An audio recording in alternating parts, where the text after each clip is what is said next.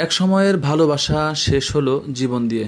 মানিকগঞ্জের শিবালয়ে এমনই এক হৃদয় বিদারক ঘটনা ঘটেছে। রাজ্জাকের সাথে যাবো না, তোমার সাথে যাবো তো রাজ্জাকের ভাত খাবো না। আমি ওরে অনেক বুঝাইছি, বুঝে নাই, তখন একটা মাথায় কাজ করে নাই, তখন আমি ওরে মেরে ফেলাইছি।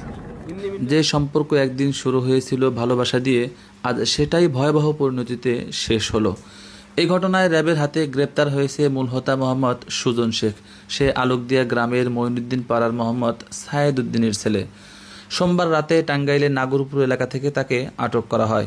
নিহতরা হলেন শিবালয় উপজেলার জাফরগঞ্জ ভাঙাবাড়ি গ্রামের মাছ ব্যবসায়ী আব্দুর রাজ্জাক শেখের স্ত্রী স্মৃতি বেগম এবং তাদের ৩ বছর বয়সী কন্যা মরিয়ম আক্তার।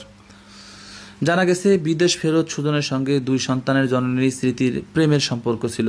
সম্প্রতি সুজনের অন্য জায়গায় বিয়ে ঠিক হলে দুজনের মধ্যেই মনমালিন্য তৈরি হয়। সেই অভিমানই এক সময় রূপ নেয় ভয়ঙ্কর সিদ্ধান্তে। গত বৃহস্পতিবার রাতে স্মৃতিকে ফোনে ডেকে নেয় সুজন। স্থানীয় একটি পেয়ারা বাগানেই ঘটে সেই মর্মান্তিক ঘটনা। পেয়ারা বাগানে আমি আনছিলাম এই জায়গায় কথা বলার লেগে, এই সাইডে লোক ছিল, তখন সমস্যাজনক হয়েছে লোকের লেগে, তখন আমি বাগানে নিয়ে গেছিলাম। তখন বুঝাইছি, ও বুঝে নাই। তারপরে মাথায় তখন কাজ করে নাই, একটা সমস্যা হইব বাড়ি গেলে, এই কারণে আমি বাচ্চাটা ওই জায়গায় মোটামুটি মারে মারার কত সময় পরে বাচ্চাটা মারলেন?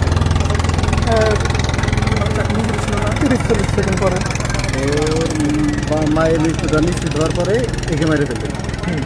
বস্তায় বললেন স্মৃতিকে, আর বাচ্চাটাকে এমনি নিয়ে ঘটনাটি দেখে ফেলায় ছোট্ট মরিয়মকেও আর বাঁচতে দেওয়া হয়নি।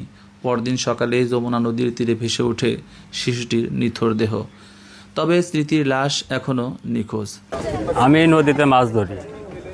আনুমানিক রাত 9টার দিকে আমি নদীতে বাইরে যাই, আমার স্ত্রী বপুরান সব বাড়ি রেখে, সবাই সুস্থ সবল দেখে যাই। যাওয়ার পরে রাত ভরে আমি মাছ মারি।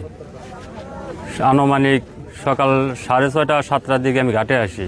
কিছু পোলাপানে আমার ডাক পেরে বলে যে, ভাই তোমার ছোটো মেয়া কনে? তখন আমি বলি যে, কেন, ও বাড়ি? কয় না, তোমার ছোটো মেয়া সাঁতুরিয়া ময়রা বাইসে রয়েছে, মানুষও দেখতেছে বহুত লোক। পরে আমি স্পটে এসে দেখি যে হ্যাঁ, আমার মেয়ে লাশ বাঁচতেছে, আমার ওয়াইফ নিখোঁজ।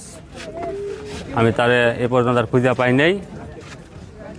যে স্বজনরে ধরা হয়েছে ওই খুনি, ওর কঠিন বিচার চাই আমি। র্যাব জানায়, তথ্য প্রযুক্তির সহায়তায় সুজনকে গ্রেপ্তার করা হয়েছে। শিবালয় থানার ওসি মোহাম্মদ কামাল হোসেন বলেন, ভিকটিমের মোবাইল কল রেকর্ড বিশ্লেষণ করে সুজনকে আটক করা হয়। সে হত্যার দায় স্বীকার করে।